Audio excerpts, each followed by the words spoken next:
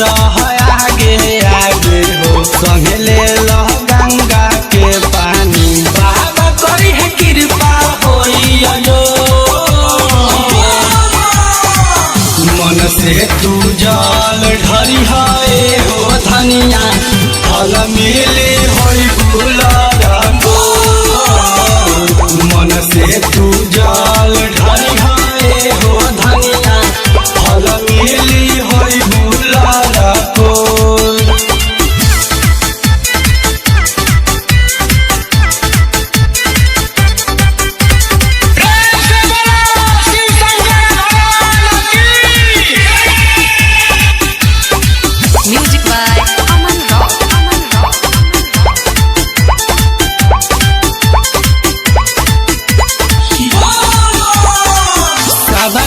से सानी बाबा हही बड़ा दानी बाबा कहिला से पूजा उनके भाग्य पारसानी बाबा भाग्य पारसानी बाबा।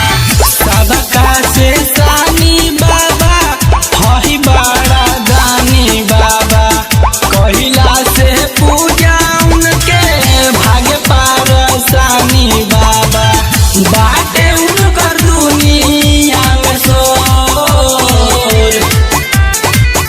मन से तू जल ढरी है हो धनिया फल मिली होई गुलाब को।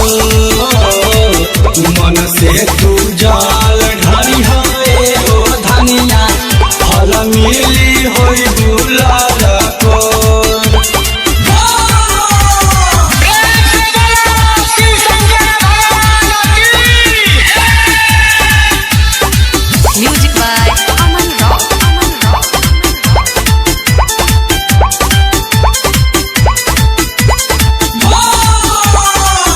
रितेश चौहान संगे सोनू जी जाले चढ़े में